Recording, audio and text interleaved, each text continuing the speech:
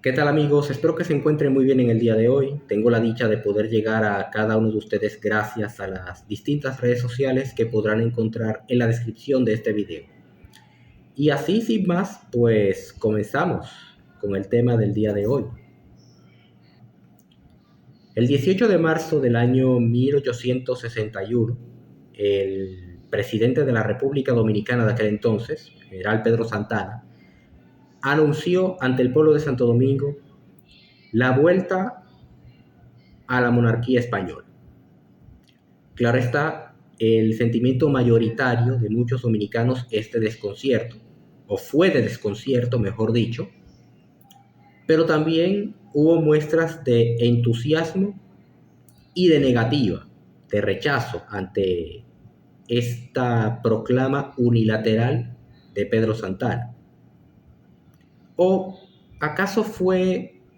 algo que estaba en la mente de muchísimas personas y que Santana simple y llanamente decidió ejecutar por motivos que vamos a tocar en este momento?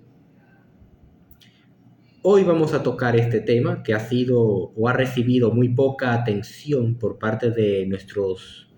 historiadores e historiógrafos. Las fuentes que utilizo para tocar este tema son Juan Bosch, autor de libros como La Guerra de Restauración y Composición Social Dominicana, donde tocan de manera sociológica este tema, así como también Historia del Derecho Dominicano del abogado y también historiador Wenceslao Vega Burdier,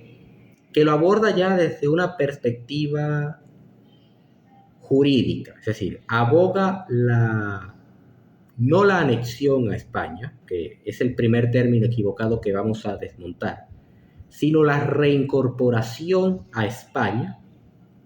desde el punto de vista de las leyes de la época. Y es que lo primero que tenemos que entender es que lo ocurrido en el año 1861 no fue una anexión. Cuando hablamos de una anexión, estamos hablando de un territorio que es incorporado por otro territorio con el cual no tenía una relación previa. Si hablamos, por ejemplo, de anexión, estaríamos hablando, en el caso del continente americano, de Hawái. Hawái, que actualmente es conocido por sus hermosas playas y por ser un sitio al que van muchos estadounidenses en el verano, había sido su propio estado independiente hasta que en el año 1899 los estadounidenses se apropian del territorio y lo anexan a su Unión Americana y luego lo convierten en otro estado de la Unión. O lo que ocurrió, por ejemplo, con la Florida, Texas, California, Nevada, etcétera, que habían sido territorios que tenían relaciones con España en el caso de Florida o con México en el caso de los otros territorios que ya mencioné, y que Estados Unidos se apropió de ellos y los anexó a su propio territorio. Ahí se puede hablar claramente de una anexión. Pero en el caso concreto de la República Dominicana, lo que hubo fue una reincorporación a España en calidad de provincia ultramarina. Para muchos historiadores, esto fue una prueba de la traición de Pedro Santana. Santana, el traidor, el maldito por la historia, el hombre que echó por tierra el proyecto de Juan Pablo Duarte, el proyecto febrerista, que mancilló el honor de la República Dominicana después de haberla defendido en contra de los haitianos. Pero algunos historiadores, como los que ya mencioné, consideran que Santana tuvo razones para llevar a cabo este proceso de reincorporación a España. Y hay una serie de factores que de hecho tienen que ser tomados en cuenta para tratar de entender por qué razón Pedro Santana decidió incorporar el territorio dominicano, o reincorporar, mejor dicho, el territorio dominicano a España, y por supuesto cuáles serían las consecuencias, o cuáles fueron las consecuencias, mejor dicho, de este acontecimiento. Uno de esos factores es el histórico. Y para poder entender este factor histórico que llevó a la reincorporación de Santo Domingo a España en 1861, hay que remontarse no a las guerras de independencia con Haití, sino a muchos años atrás, hacia el año 1795, diría yo, el año en el que la Capitanía General de Santo Domingo fue cedida a Francia luego del Tratado de Basilea, firmado entre la monarquía hispánica y la Primera República Francesa, lo cual generó entre muchos dominicanos un sentimiento de estupor, un sentimiento incluso de indignación y de negativa a aceptar que ya no iban a ser parte de un sistema monárquico que les había concedido muchísimos privilegios, muchísimos derechos, y que había elevado la calidad de vida de muchos dominicanos con las reformas borbónicas. Reformas borbónicas que por supuesto no iban a ser respetadas por parte de las autoridades francesas, como de hecho no lo fueron, y que tras un proceso que involucró invasiones haitianas entre 1801 y 1806, llevó a que los dominicanos decidieran retornar a la monarquía hispánica en el año 1808, con la famosa batalla de Palo Hincado, de la cual ya hablé en un video previo, vayan a buscarlo, y que a su vez degeneró, si bien en la vuelta a la monarquía hispánica, también en el empobrecimiento o el agudizamiento de la miseria, tanto de Santo Domingo como de España, porque España no se encontraba en condiciones de atender a su recién recuperado territorio insular. Pero por supuesto esto motivó a que creciera el sentimiento hispánico, pero también hubo otro factor que fue el hecho de que Jean-Pierre Boyer, después de haber tomado el control del territorio oriental de la isla Hispaniola, luego del fracaso de la independencia efímera de José Núñez de Cáceres, no se opuso a que vinieran a nuestro territorio refugiados monarquistas, es decir, que personas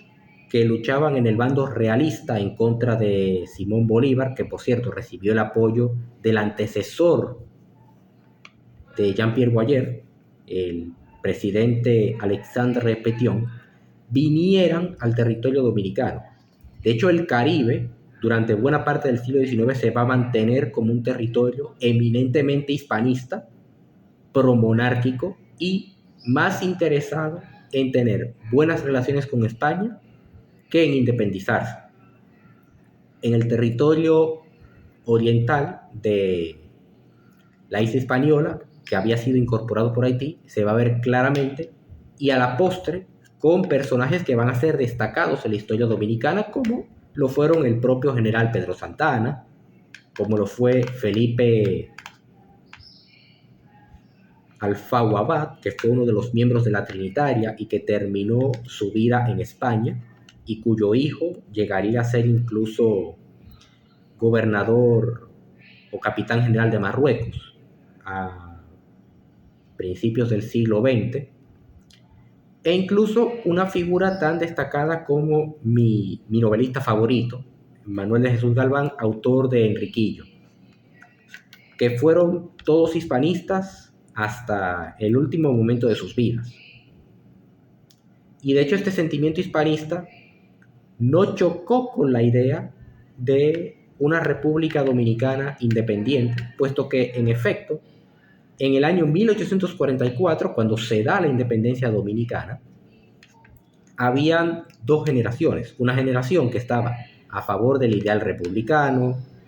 a favor de una patria soberana con una identidad que tenía fuertes elementos hispanistas y elementos hispánicos, y otra generación que vivió la época de esplendor de las reformas borbónicas. Esta generación, desde luego, fue la que impulsó y apoyó la vuelta a la corona española, y también vamos a encontrar que incluso durante todo el proceso de la Guerra de Restauración habrán bastiones que podríamos llamar realistas o bastiones hispanistas que van a defender la reincorporación a España hasta el último momento. Pero también hubo otro factor que fue el factor económico. Según Juan Bosch, en su obra Composición Social Dominicana, pero también en su otra obra, La Guerra de Restauración, la sociedad dominicana de la década de 1860 era una sociedad que estaba en el subdesarrollo más pleno. Un territorio de aproximadamente 48 kilómetros cuadrados, habitado por poco más de 250.000 personas que vivían mayormente dispersas en los campos, con muy pocos núcleos urbanos fuertes y con una economía marginal, dedicada a la explotación agrícola y también a la explotación de maderas preciosas para su comercio hacia las potencias europeas, y que también tenía un alto índice de analfabetismo, muy poco desarrollo de infraestructura. Es decir, nuestro país en ese momento se encontraba en la más abyecta de las miserias. Esta situación era bien conocida por los gobiernos dominicanos, que habían destinado buena parte de los recursos que podrían haber servido para la construcción del país en la guerra de independencia contra los haitianos, cuando no tenían que enfrentarse entre sí mismos, entre distintos sectores que querían hacerse con el poder y cumplir con sus distintos proyectos. Y comparando lo que era el territorio dominicano de aquel momento con los territorios españoles de Cuba, Puerto Rico e incluso Filipinas, la diferencia entre ambos territorios era evidentemente notable. Unos se encontraban más desarrollados, con ferrocarriles, telégrafos, caminos en buen estado, sistemas de correos eficientes, mientras que otros se encontraban en el más absoluto atraso. Y también está el hecho de que en la mentalidad de muchos sectores gubernamentales, la idea de una república dominicana independiente que pudiera valerse por sí misma no era tan atractiva. Era un sistema que podían ver como una transición hacia otro que podría rendirles beneficios, ya fuese como un protectorado o convirtiéndose en un territorio protegido y amparado por una potencia extranjera. Y ese será el pensamiento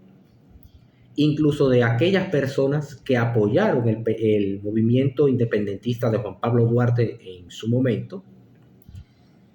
pero que a la postre lo terminarían echando por el suelo. Esto se ve muy claramente hacia la década de 1859, cuando Pedro Santana designa a Matías Ramón Mella como su representante ante la corona española para pedir el protectorado a la reina Isabel II, así como también a Felipe Alfaguabad, que luego le envía el proyecto de reincorporación a la corona hispánica. El caso es que después de una serie de negociaciones y del convencimiento por parte de las autoridades españolas de Cuba y la influencia que ejercían estos en Madrid, entre marzo y mayo del año 1861 comienza este periodo de transición de ser una república independiente a una provincia ultramarina de España, pero que al mismo tiempo genera una serie de conflictos porque muchos dominicanos, incluyendo el propio Pedro Santana, no habían estado al tanto de los cambios que se habían dado en en España en ese momento. De hecho, muchos de los dominicanos de aquella época que recordaban la vida durante la época de la Capitanía General de Santo Domingo habían vivido los años de las reformas borbónicas y habían vivido los años de la Constitución de Cádiz, pero también no se habían dado cuenta de que la sociedad española de la época había evolucionado bastante en los últimos años y esto iba a traer serios conflictos. Pero también hubo otro factor, y es el hecho de que con la incorporación o la reincorporación de Santo Domingo a España, se procuraba acabar con los conflictos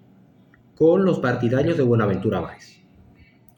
Partidarios que en realidad seguían el confuso ideario de su líder, que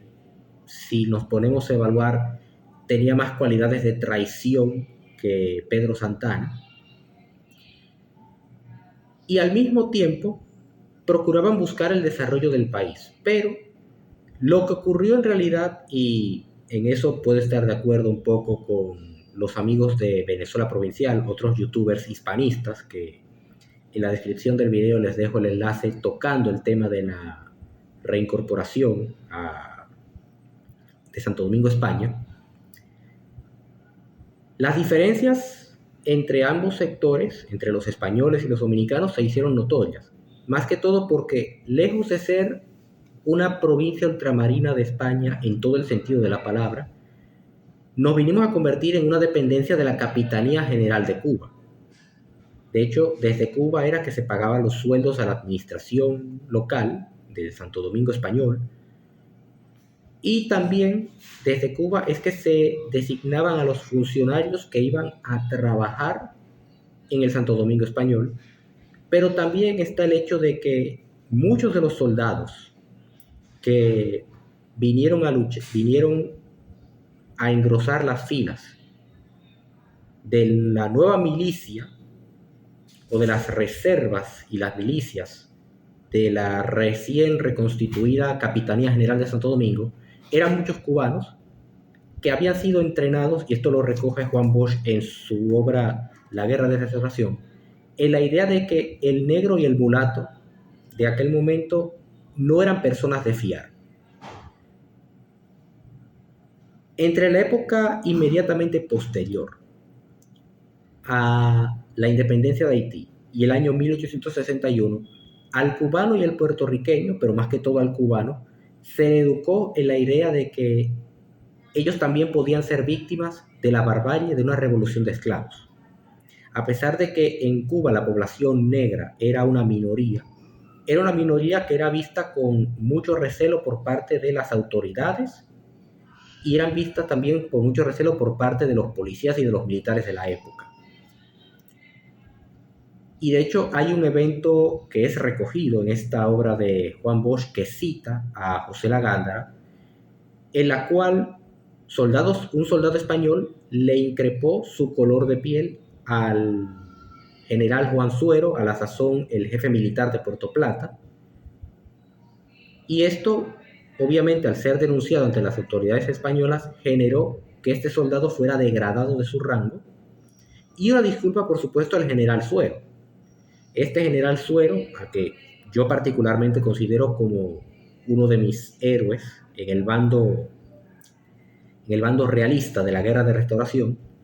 sería luego reconocido por los españoles que lo conocieron como todo un caballero, llegando incluso a recibir el apodo de el Cid Negro, porque muchos lo comparaban con el famoso Cid Campeador que había luchado contra la invasión de los moros. Y en efecto, muchos de los soldados dominicanos que apoyaron la reincorporación a Santo Domingo, muchos eran personas que o habían vivido bajo la época de la España boba y habían sido beneficiados por la restitución de las reformas borbónicas, o habían sido personas que venían de familias hispanistas. Lo vamos a ver en el caso, por ejemplo, del general Juan Suero, que había sido educado por un sacerdote hispanista, el padre Ayala, así como también lo vamos a ver en el caso del general Eusebio Pollo Castro, quien terminó yéndose a Cuba después del final de la Guerra de Restauración y luchando a favor de los españoles durante la Primera Guerra de Independencia cubana, e incluso el propio general Máximo Gómez, nacido en Baní, una ciudad que había sido fundada por canarios, que en su mayoría eran leales a la corona española, y que eventualmente terminaría luchando en contra de los españoles, una vez trasladado a Cuba. Lo cierto es que este proyecto de reincorporación a la postre trajo muchos problemas por causa de las enormes diferencias entre ambos pueblos. Un pueblo dominicano que, a pesar de tener fuertes sentimientos hispanistas, había adoptado el ideario republicano, sobre todo con una generación cada vez más creciente de personas que se sentían identificados con las ideas republicanas. Y por el otro lado, un sector de la sociedad que apoyaba a un sistema monárquico que, a pesar de ser un sistema constitucional, no era un sistema perfecto. Bueno, de por sí ningún sistema político es perfecto, pero en el caso de la monarquía hispánica, de aquel momento presidido por Isabel II, se encontraba en un serio debate entre los liberales de la época, que hoy podríamos llamar los progresistas de este tiempo, y los conservadores de la época, que hoy también podríamos catalogar como los reaccionarios de este momento. Esto a la postre llevó a que incluso en las propias Cortes españolas, en el año 1862, se considerara la idea de anular la reincorporación de Santo Domingo a España, pero a la postre se daría la Guerra de Restauración, una guerra en la cual España gastó ingentes recursos para tratar de mantener un sistema que ya no podía darse. Y fue un sistema que incluso el propio Pedro Santana se vio afectado, más que todo porque al ver cómo la nueva administración española, presidida entre otros por José Laganda, que terminaría siendo el último capitán general definitivo del Santo Domingo español, le fueron quitando poder tanto a Santana como a su séquito, como también al sector atero oligárquico, que fue el que apoyó e incitó en primer lugar la reincorporación a España. De hecho, Santana moriría el 14 de junio del año 1864 con 62 años de edad, totalmente agradecido con la monarquía hispánica, pero considerado como un ingrato por parte de José Lagándara y las autoridades españolas en Santo Domingo, y también considerado como un traidor por parte de los dominicanos, que incluso llegaron a ponerle precio a su cabeza. Santana morirá en ese año 1864, ostentando el título de Marqués de las Carreras, y durante un buen tiempo generará mucha polémica entre dominicanos, ya que mientras unos lo ensalzan como un héroe de la independencia dominicana, otros lo ven como un traidor. Y cabe preguntarse, ¿realmente Santana traicionó a la República Dominicana? Yo particularmente entiendo que para los liberales de la época, Santana traicionó el ideario duartiano. Pero si lo vemos objetivamente, Santana en realidad lo único que hizo fue demostrar que no estaba a favor de los haitianos, que él de hecho era un anti-haitiano, como la mayoría de los dominicanos de la época. Si algo tenían en común los independentistas de febrero, los hispanistas, los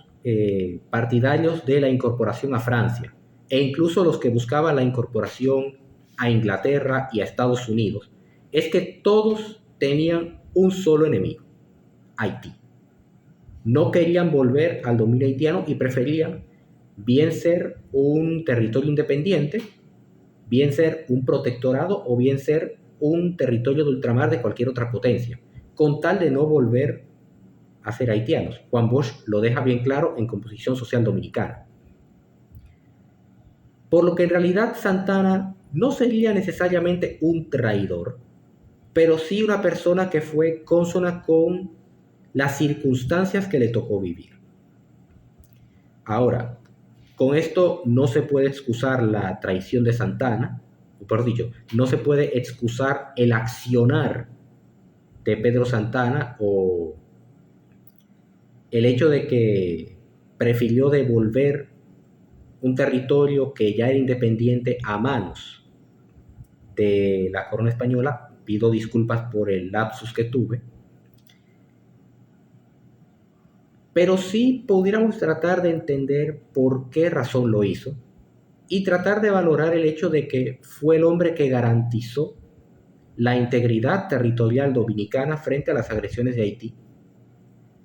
y que a la postre, en el año 1977, el profesor Joaquín Balaguer optó por enterrar sus restos en el Panteón Nacional. Es decir, que aun a pesar de que se considera a Santana como un traidor, como un sanguinario, al final debemos verlo como un hombre de su época, como un hombre que hizo lo que entendió que tenía que hacer. Así fuera desconsiderando el sacrificio de muchas personas que lucharon por un ideal patrio, pero que al final se demostró que Santana, por mucho que creyera que lo que estaba haciendo lo hacía de buena fe, resultó que sus ideas no llegaron a cumplirse, porque en efecto, tras el final de la Guerra de Restauración, los españoles se fueron y el país alcanzó el nivel de desarrollo que le correspondía mediante otros métodos. Por lo que bien podríamos concluir que Pedro Santana realmente cometió un error, o si se quiere un acto de insensatez, un mal cálculo político que al final terminó afectándolo, pero que al mismo tiempo sirvió de impulso a que muchos dominicanos finalmente se unieran en pos de un ideario independentista y que a la postre República Dominicana se convirtiera en lo que es hoy, un país insertado en el mundo, desarrollado, un país que crece a nivel económico, que tiene todavía muchos desafíos por delante, pero al mismo tiempo un país que demuestra que la calidez de su gente, que la forma de ser del dominicano es un ejemplo a seguir. Lo vemos, por ejemplo, en el hecho de que dominicanos fueron los que pelearon en la independencia de Cuba. Máximo Gómez, Merced Marcano, entre otros tantos. Y también el hecho de que con la guerra de restauración y la vuelta a la soberanía dominicana, el ejemplo dado por héroes como Gregorio Luperón, Gaspar Polanco, entre otros, sirvió para que otros intentaran hacer lo mismo en su lucha contra las potencias y a favor de la soberanía de cada uno de los países. De manera que bien se pudiera decir que la reincorporación de Santo Domingo a España fue un proyecto que no tuvo el apoyo necesario, no tuvo el entusiasmo necesario, pero que al mismo tiempo no entorpeció la idea de que ese factor hispanista ayudó a la conformación del ideario dominicano y que hoy en día sigue siendo parte integral de nuestra forma de ser, de nuestra cultura y también de nuestra propia identidad nacional. Eso es algo que por lo menos podemos llegar a valorar de ese acontecimiento histórico. Y nada amigos, eso es todo por el día de hoy. Espero que les haya gustado este video un poquito más largo. Recuerden que este tipo de contenidos pueden verlo con bastante frecuencia, semanalmente. Trataré de hacerlo semanalmente, como quien dice. No olviden suscribirse a este canal, compartir con sus amigos, comenten, comenten este video. Quiero ver debates, quiero escuchar y leer sus opiniones. Mejor dicho, quiero leer sus opiniones. Y nos veremos en una próxima oportunidad. Bye bye.